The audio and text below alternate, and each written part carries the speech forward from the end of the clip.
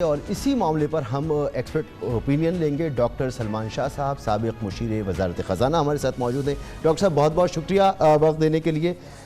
Doctor साहब 9 जून को budget पेश होना है, 3 हफ्तों से भी कम का वक्त है। IMF से मुआहदा ताहाल नहीं हो सका है।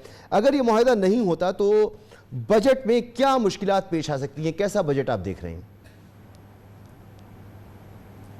देखिए, IMF की जो शर्त है वो तो बजट के पॉइंट ऑफ व्यू से जो मेजर शर्त है वो ये है कि प्राइमरी सरप्लस होना चाहिए। इसका मतलब ये है कि जितने भी हुकूमत के अखराजात हैं उनको आपने रेवेन्यू से पूरा करना है और थोड़ा सा रेवेन्यू एक्स्ट्रा कलेक्ट करना है अखराजात से ऊपर।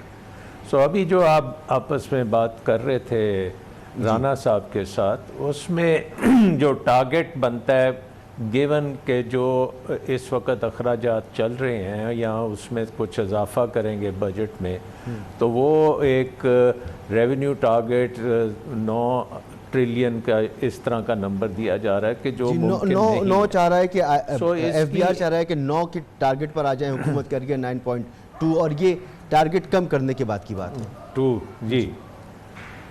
और इवन 9 ट्रिलियन भी मेरा ख्याल है कि ऐसा टारगेट है जो पूरा नहीं होगा। सो आई थिंक अगर रियलिस्टिक बजट बनाया जाए तो हमें हुकूमत के अखराजात को कम करना पड़ेगा, क्योंकि हुकूमत के अखराजात बहुत ज़्यादा हैं। और हो सकता है कि हमें जो हमारे डेवलपमेंट प्रोग्राम्स में ख़र्चे हैं सूबों के भी और फेडरल गवर्नमेंट के भी, इनको एक साल के लिए ज़रा कम लेवल पे ले जाएं ताकि ये प्राइमरी सरप्लस का मामला जो है इसको हम पूरा कर सकें। और ये एक IMF की बड़ी इम्पॉर्टेंट शर्त है। बाकी शर्तें तो हमने तकरीबन मान ली हुई हैं। इसके अलावा IMF ये भी कह रहा है कि जी आपका फाइनेंसिंग गैप जो जून तक का था वो $6 अरब का था। अगर हम अभी इसहाक डार साहब कह रहे थे कि दिसंबर तक की हमारे पास तमाम रीपेमेंट्स के लिए फ़ाइनेंसिंग मौजूद है, तो दिसंबर तक तो 6 बिलियन की बजाय आपको तकरीबन 8 बिलियन की ज़रूरत पड़ती है। और इसमें ज़्यादातर जो लोन्स हैं या वो मल्टीलैटरल के हैं और या वो चाइना के हैं जो आपने पे करने हैं। अब मल्टीलैटरल्स जो हैं वो तो IMF प्रोग्राम के साथ साथ चलती हैं। IMF प्रोग्राम होगा तो वो कुछ आपको फर्दर फाइनेंसिंग करेंगे ताकि पुराने कर्ज़े वापस हो सकें। तो बाकी रह गया चाइना से अगर आप डील कर आपकी अंडरस्टैंडिंग है कि चाइना वो कर्ज़े ना सिर्फ वो रोल ओवर करेगा बट कुछ एक्स्ट्रा भी देगा ताकि आपको किसी किस्म की दुश्वारी ना हो इंटरेस्ट पेमेंट्स वगैरह में, तो फिर तो काम दिसंबर तक चल जाएगा। लेकिन आई थिंक मेन इशू जो है पाकिस्तान में इस वक्त वो बेयकीनी का है। ठीक, क्योंकि अनसर्टेनिटी अंग्रेज़ी में जो आप बात करते हैं, अनसर्टेनिटी जो है वो फाइनेंशियल मार्केट्स के लिए बिल्कुल पॉइजन। डॉक्टर साहब इसमें तो कोई शक की बात नहीं है। मुसलसल आप भी ये बात कर रहे हैं, हम भी ये बात कर रहे हैं कि सियासी इस्तेहकाम होना चाहिए और हर तरह का इस्तेहकाम मुल्क में होना चाहिए अगर मईशत को आगे लेके बढ़ना है। बड़ी टाइट सिचुएशन की आपने बात की। इससे पहले मुदस्सिर भी बात कर रहे थे 1600 अरब का शॉर्टफॉल। अगर IMF का मुआहदा हुआ नहीं, हमारे कर्जे जो हैं वो रीस्केजुअल वो उस मकदार में नहीं हो सके जिसकी ज़रूरत थी। तो अभी इत्तलात ये हैं और मुदस्सिर राना भी हमें बता रहे थे कि मौजूदा सूरत हाल में तो IMF प्रोग्राम के साथ हम बजट में नहीं जा रहे, लेकिन इस बजट के फौरी बाद हमें IMF प्रोग्राम में जाना होगा। आपने फरमाया कि एक्सटर्नल फाइनेंसिंग जो है वो $8 अरब की चाहिए होगी उस वक्त, तो और टाइट सिचुएशन होगी। क्या IMF तैयार हो जाएगा उस वक्त फौरी तौर पर? 2 जायजा इजलास तो नहीं हो सके। देखिए, आई थिंक इस वक्त फाइनेंसिंग जो है ना वो पाकिस्तान को नहीं मिल सकती। और वो जो मैं बात कर रहा था बेयकीनी की, उसकी वजह से हमें फाइनेंसिंग नहीं मिल सकती। क्योंकि इन्वेस्टर के पॉइंट ऑफ व्यू से आप बात करें ना, अगर कैपिटल मार्केट्स हैं, कमर्शियल बैंक्स हैं, आपके दोस्त ममालिक हैं, आपके तजारती पार्टनर्स हैं, कोई भी इस वक्त आप पे यकीन नहीं करता। और वो उसकी वजह यह है कि पाकिस्तान एक ऐसे रास्ते पे चल रहा है कि यहाँ पे बहुत ज़्यादा इंतशार फैलने वाला है और उसको रोकने के लिए या तो आपको कोई एग्रीमेंट चाहिए, तमाम सियासी पार्टीज़ आपस में बैठ के एक अनाउंस कर दें, पूरी दुनिया को बता दें कि हम इक्तसादी जो मामले हैं इनको पहले सेट करेंगे, उसके बाद फिर हम अपनी सियासत करेंगे, या कोई ऐसा रोड मैप दे दें जो दुनिया मान जाए कि हाँ ये बड़ा अच्छा रोड मैप है और इस पे हम यकीन करते हैं। तो वो चीज़ें अगर बिहाइंड द सीन हो रही हैं तो मुझे तो इसका पता नहीं है, लेकिन इस वक्त बेयकीनी जो है ये बहुत ऊपर चली गई है और ऊपर ही चलती जा रही है। और इसका जो नुकसान है ना इमीडिएटली वो रुपये की कीमत पे है, क्योंकि रुपया जो है वो इस वक्त डगमगा रहा है, 300 से ऊपर मार्केट में चल रहा है। और अगर हमने देखा कि इसमें कोई रेजोल्यूशन नहीं आ रहा पॉलिटिकल पार्टीज़ के दरमियान वे फॉरवर्ड पे, तो ये खुदा ना खास्ता इससे ऊपर और डॉलर महंगा हो जाएगा। मेरा सवाल आपसे ये था कि IMF प्रोग्राम में जाए बगैर तो हमारा गुजारा नहीं है। इस वक्त हम इसे मौखर कर देते हैं, टाल देते हैं, नहीं हो सका, कुछ भी वजूहात रही हों, लेकिन बजट के फौरी बाद तो हमें जाना है प्रोग्राम में। तो जैसे ये प्रोग्राम नहीं हो सका तो बजट के बाद फौरी हमें IMF प्रोग्राम मिल जाएगा, इसके तवक्कुआत हैं? आई थिंक वहाँ भी, क्योंकि 8th रिव्यू में जो IMF ने बात की थी उसमें ये कहा था कि पाकिस्तान में इकनॉमिक क्राइसिस उस वक्त तक ठीक नहीं होगा जब तक पॉलिटिकल क्राइसिस काबू में नहीं आता या ठीक नहीं होता। सो अगर बजट के बाद कोई हमारा पॉलिटिकल क्राइसिस हल हो जाता है तो फिर तो IMF के साथ प्रोग्राम हो जाएगा।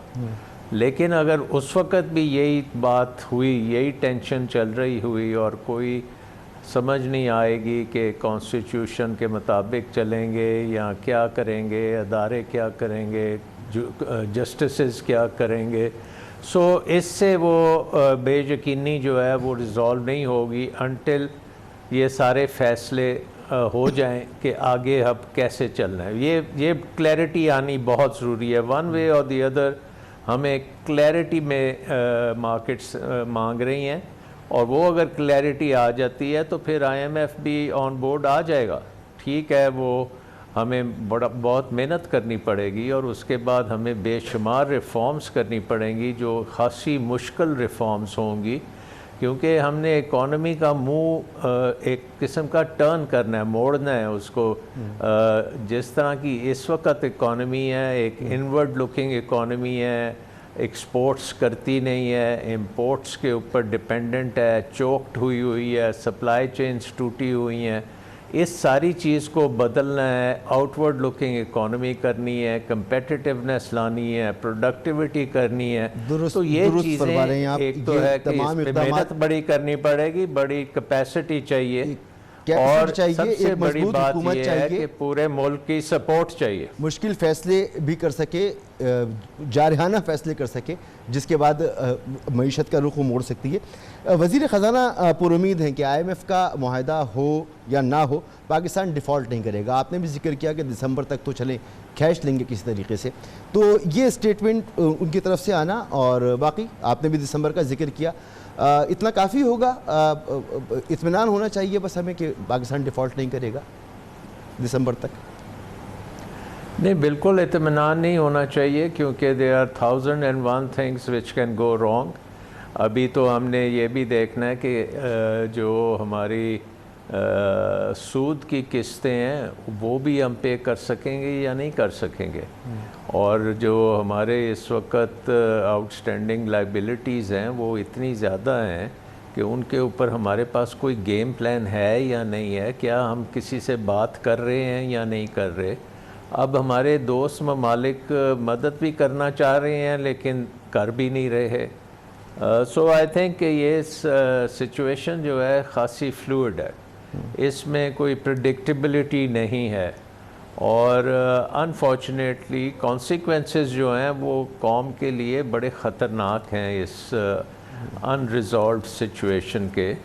और अगर हम इस पे काबू पा गए तो फिर तो हम आई थिंक ये हमारा लोएस्ट पॉइंट होगा, और इसके बाद फिर हम ऊपर जाना शुरू करेंगे, लेकिन वो अभी मंजिल बहुत दूर नज़र आ रही है। सर, एक्सटर्नल फाइनेंसिंग लाजमी है आने वाले वक्त के लिए भी। IMF प्रोग्राम नहीं होगा तो तो ये कैसे मुमकिन होगी, क्योंकि बाकी दुनिया से हमें कर्ज चाहिए, वो कर्ज कैसे हमें मिलेगा?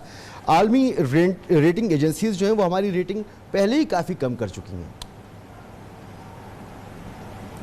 देखिए, सबसे पहली बात ये है कि हमें अपने जो ना सिर्फ सारे कर्ज़े रोल ओवर करने हैं पुराने, फिर हमें और फाइनेंसिंग चाहिए अगर हमारा करंट अकाउंट डेफिसिट जो है वो कंटिन्यू करता है उसको पूरा करने के लिए, और फिर हमें डॉलर्स चाहिए अपने रिज़र्व्स को बेहतर करने के लिए। रिज़र्व्स हमारे $4 बिलियन के हैं। उसूली तौर पे जिस लेवल की हमारी इकॉनमी में इंपोर्ट्स वगैरह होती हैं, तो 6 महीने की इंपोर्ट्स आप समझें 30 से 40 अरब डॉलर के तो सिर्फ रिज़र्व्स चाहिए। सो ये चीज़ें जो हैं ये कहाँ से आएंगी? इसकी स्ट्रेटजी शॉर्ट रन में तो सिर्फ मुझे अगर कोई सोर्स नज़र आती है तो वो हमारे ओवरसीज़ पाकिस्तानीज़ हैं, जिनका अगर कॉन्फिडेंस हम गेन करें, वो वापस अपनी रेमिटेंसेस भेजना शुरू करें, वापस रोशन डिजिटल अकाउंट्स में पैसा आए, उससे पैसा इन्वेस्टमेंट में जाना शुरू हो। हमारी इस वक्त जो फाइनेंशियल मार्केट्स हैं, पर्टिकुलरली डॉलर की, उसमें 2 मार्केट्स चल रही हैं। एक हमारी इंटरबैंक मार्केट है, एक हमारी हवाला मार्केट या ब्लैक मार्केट है। इन दोनों को इकट्ठा करना पड़ेगा, एक मार्केट बनानी पड़ेगी जिसमें सारे ट्रांजैक्शंस हों, और वो फिर उसमें आप देखें कि रुपए की कीमत कहाँ जाके ठहरेगी, वो डिपेंड करेगा आपका IMF के साथ किस किस्म का मायदा है, किस किस्म की आप रिफॉर्म्स कर रहे हैं, क्या आप एक रिकवरी की तरफ जा सकते हैं या नहीं। सो ये बहुत से ओपन क्वेश्चंस हैं, हर चीज़ जो है वो एक ओपन क्वेश्चन। एक और सवाल आपने रिजर्व्स का जिक्र किया, तो इन रिजर्व्स के हवाले की से हम बात करता हूँ कि बड़ी ख़राब सूरत हाल है, आप भी इसका जिक्र कर रहे हैं। बमुश्किल 1 माह के दरामदी बिल के बराबर हमारे रिजर्व्स इस वक्त रह गए हैं। 2 माह के अंदर हमें कर्ज़ों की अदायगी के लिए तकरीबन 4 अरब 10 करोड़ डॉलर की ज़रूरत होगी। चाइना से हमें कुछ रिलीफ मिल भी जाए, उसके बावजूद हमारे रिजर्व्स की जो सूरत हाल है वो मज़ीद ख़राब हो जाएगी। इस पर क्या कहेंगे आप? जी बिल्कुल, ये डिज़ास्टर तो सामने नज़र आ रहा है ना। अगर हम आंखें बंद कर लें कबूतर की तरह और समझे कि ये सब कुछ खुद ब खुद ठीक हो जाएगा, तो जाहिर है कि ये खुद ब खुद तो ठीक नहीं होगा। हमें तो बहुत एक्शंस लेने पड़ेंगे। जैसे मैंने कहा, बहुत ज़्यादा आपको फाइनेंसिंग लानी पड़ेगी। आपको तमाम दोस्त ममालिक से फाइनेंसिंग चाहिए, और ना सिर्फ वो चाहिए, उनकी फाइनेंसिंग जो पुराने रोल ओवर करने से ज़्यादा चाहिए। इसके साथ साथ फिर आपको एक बहुत तेज़ी से अपना प्राइवेटाइजेशन प्रोग्राम करना पड़ेगा। आपके अरबों डॉलर्स के असासे हैं जो बुरी तरह चल रहे हैं, मैनेज नहीं हो रहे, ब्यूरोक्रेसी चला रही है, उनको अगर आप एक अच्छे प्राइवेटाइजेशन प्रोग्राम में 1 साल में कोई 2-4 बिलियन डॉलर्स वहाँ से निकाल लें, इसी तरह आप जो है एक्सपोर्ट्स में कुछ बेहतरी कर लें, आप मैनेजमेंट में बेहतरी करें, अपने खसारे जो बड़े बड़े स्टेट और एंटरप्राइजेस के हैं उनको कम करें, तो बहुत से काम करने वाले हैं जो डॉक्टर साहब, ये बातें आप गुज़िश्ता लेकिन काफ़ी अरसे से कह रहे हैं कि मैं बार बार आपको सुनता हूँ और यही गुफ्तगू आप फरमा रहे हैं। आपने परफॉर्मेंस की बात की, आपने करेंसी की बात की। अब करेंसी का यह हाल है कि हमारा रुपया दुनिया की ख़राब तरीन परफॉर्मेंस दिखाने वाली करेंसियों में शामिल हो चुका है। चंद दिन कबल डॉलर की सूरत हाल थी कि वो 300 की हद को छू रहा था, अब वो 285 पर आके किसी तरह से ठहरा है। तो ओपन मार्केट में और इंटरबैंक में जो फ़र्क है वो 15 से 20 रुपए का इस वक्त भी बरकरार है। क्या इस वक्त भी मार्केट में इंटरवीन किया जा रहा है जिसकी वजह से ये थोड़ी सी हमें स्टेबिलिटी नज़र आई है? नहीं, आई डोंट थिंक कि मार्केट में इंटरवीन किया जा रहा है। आई थिंक मार्केट में से दूसरी मार्केट में ख़ासे डॉलर्स उधर ट्रांसफ़र भी हो रहे हैं। सो हवाला जो मार्केट है या जिसको आप ब्लैक मार्केट कहते हैं, उसमें 307 या 10 के करीब इस वक्त चल रहा है, और हो सकता है कि पेशावर की जो मार्केट है उसमें इससे भी ज़्यादा चल रहा है। सो यही मैंने कहा था कि जो रिफ़ॉर्म्स हमने करनी है, हमने इन सारी मार्केट्स को एक जगह पे ला के डीरेगुलेट करना है, ताकि इनफ्लो एंड आउटफ्लो जो है वो डिमांड एंड सप्लाई के मुताबिक बननी शुरू हो। उसके लिए बहुत ज़रूरी है कॉन्फिडेंस इन डिसीजन मेकिंग के आपने एक अच्छे प्रोग्राम पे आप चल पड़े हैं, अच्छे डायरेक्शन में चल पड़े हैं। अनफॉर्चुनेटली ये तमाम चीज़ें जो हैं अभी नज़र नहीं आ रही। ये अगर आप कहें कि पाकिस्तान की इकॉनमी को हम स्टेबलाइज़ कर लेंगे, डिफ़ॉल्ट से बच जाएंगे, ग्रोथ की तरफ चले जाएंगे, ये सारी चीज़ें जो हैं इन पे बहुत बड़े क्वेश्चन मार्क्स हैं, क्योंकि अभी तक हमारी जो मैनेजमेंट है इकॉनमी की वो भी ठीक नहीं है, और अभी तक जो हमारी पॉलिटिकल क्राइसिस की मैनेजमेंट है वो भी ठीक नहीं है। अभी आपने मैनेजमेंट की बात की डॉक्टर साहब, ये बजट की आमद है, टैक्स जो जमा करना है उसके टारगेट्स फिर ज़ेर बहस हैं, टारगेट्स पूरे होते नज़र नहीं आते। एक ही तरीक़ाकार है कि जो लोग टैक्स नेट में मौजूद हैं उन्हीं से मज़ीद टैक्स लिया जाए। तनख्वाहदार तबका जो है उसकी गर्दन सबसे ज़्यादा पतली है, तो अपनी आमदनी बढ़ाने के लिए हम ट्रेडर्स पर, ज़राअत पर, रियल इस्टेट सेक्टर्स पर, इन पर टैक्स लगाने पर में नाकाम क्यों हैं? क्या वजह है इसकी? देखिए, उसकी वजह ये है कि हमारे पास वो निज़ाम नहीं है जो कि एक फ्री फेयर निज़ाम हो, टैक्स कलेक्ट करने का, उसमें बेईमानी ना हो, उसमें एक्विटी हो, उसमें ट्रांसपेरेंसी हो। वो चीज़ें डेवलप करने की ज़रूरत है। अब बहुत सी चीज़ें जो हैं ये टेक्नोलॉजी से मुंसलिक हैं, और हमारे जो अभी भी अदारे हैं वहाँ पे पूरी तरह से डिजिटलाइजेशन नहीं हुई, वहाँ पे निज़ाम जो है वो अभी भी उसका खासी अब्यूज़ की जाती है। और एक और भी है कि टैक्स कल्चर जो है वो नहीं है, क्योंकि एक तो नज़र आता है कि टैक्स हुकूमत कलेक्ट तो करती है बट बेनिफिट्स उसके इतने ज़्यादा नहीं हैं। और कल्चर में ये भी है कि लोग जो हैं वो इनफॉर्मल इकॉनमी को तरजीह देते हैं फॉर्मल होने से। तो ये बहुत मेजर चैलेंजेस हैं जिनको पूरा करने के लिए आपको टोटल ट्रांसफॉर्मेशन चाहिए पाकिस्तान की। मेरे ख्याल में टैक्स निज़ाम को आपको बहुत सिंप्लीफाई करना पड़ेगा, टैक्स निज़ाम को आपको बहुत रेट्स को कम करना पड़ेगा, और एग्जेम्पशंस वगैरह सारी ख़त्म करनी पड़ेंगी, और जो जिसका बनता है उसके मुताबिक एक वाइड नेट में आपको करना पड़ेगा। जो आपने बात की कि जो दे रहे हैं उन्हीं पे और लोड डालेंगे, तो ये तो हमारी हिस्ट्री है, और उसकी वजह से हम देखते हैं कि टैक्स का निज़ाम जो है ख़राब से ख़राब तर होता जाता है। बहुत शुक्रिया डॉक्टर सलमान शाह, साबिक़ मुशीर